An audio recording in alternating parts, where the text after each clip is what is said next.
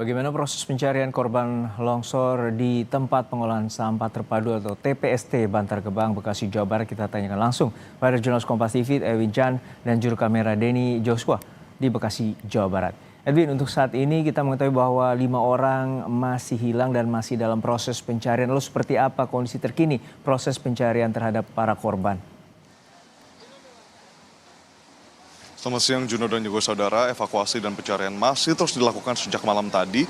Memang 4 orang tuh sudah berhasil ditemukan seperti itu dan 4 orang berhasil diselamatkan dengan 4 orang lain yang memang ditemukan meninggal dunia. Dari totalnya berarti sudah ada 8 orang. 8 korban maksud kami yang sudah ditemukan dan tersisa 5 orang lagi. Nah di sini juru kamera Denny Joshua akan menunjukkan bagaimana proses pencarian dilakukan oleh petugas gabungan yang memang dinyatakan langsung oleh kantor SAR Jakarta. Bahwa pada hari ini lebih dari 300 personel standby di lokasi untuk melakukan pencarian dan juga evakuasi. Diturunkan pula 15 ekskavator, alat berat dan sisanya peralatan seperti gerobak, lalu juga angkutan untuk memindahkan sampah secara manual itu juga diberikan bantuan oleh paguyuban pekerja dari tempat pengolahan sampah terpadu di Bantar Gebang, Bekasi. Dan saudara Juno, yang dapat saya gambarkan di sini, dapat terlihat di visual Anda saudara bahwa sampah ini mengisi jalan-jalan yang memang biasanya digunakan untuk operasional. Jika bisa dilihat di sini ada beberapa orang yang sedang berjaga seperti itu, memantau proses pencarian dari tim pengelolaan sampah di TPST Bantar Gebang. Itu harusnya jalan yang bisa dilalui oleh truk sampah. Dan kalau kita lihat menuju ke belokan, menuju ke tikungan, itu semua sudah tertutup sampah. Kita bisa bayangkan bersama saudara bagaimana kemudian longsor dari sampah ini yang diestimasikan 50 meter ke atas itu tumpah dan menghantam truk sekaligus orang-orang yang memang sedang beraktivitas di bawah di tempat jalan operasional biasa berlangsung.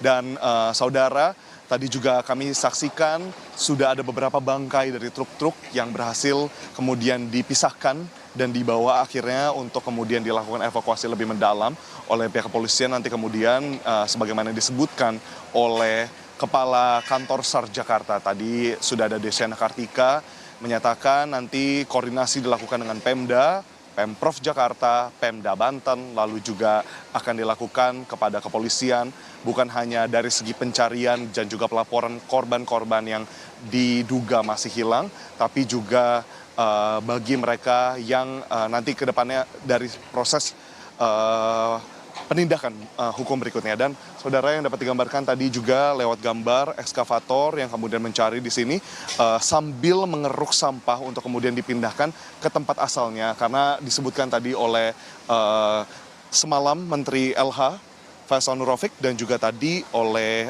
Kepala SAR Jakarta Kepala Kantor SAR Jakarta menyebutkan tantangan utama yang menjadi kendala dan juga tantangan dalam pencarian ini adalah bagaimana sampah ini kemudian sudah tertumpuk ke bawah.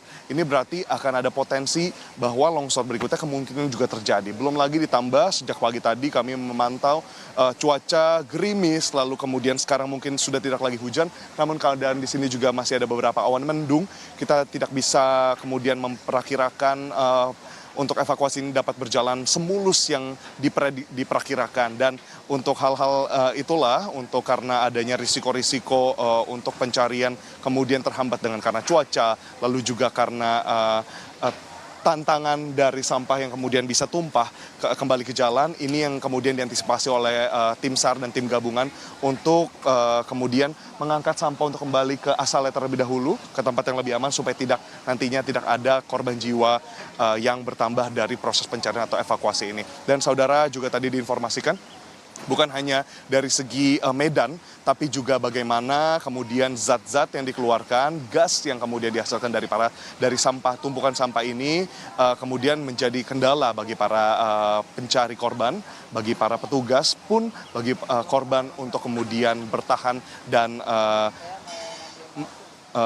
bertahan di tengah pencarian ini. Dan harapannya pasti yang diharapkan oleh para keluarga korban yang sudah hadir di sini, juga tadi kami sempat berbincang dengan salah satu ibu dari salah satu supir truk sampah, menyatakan harapannya masih tentunya dapat ditemukan untuk korban, dan karena sudah melewati hampir di sini hampir 24 jam seperti itu dari kejadian 14.30 waktu Indonesia Barat pada hari kemarin, dari keluarga juga mengharapkan jasad bisa ditemukan, jenazah bisa ditemukan supaya kemudian dapat dikuburkan sesuai dengan keinginan dari keluarga. Dan pastinya tadi dari yang kita sudah dengar bersama dari kantor SAR Jakarta akan terus melakukan pencarian hingga 7 hari ke depan.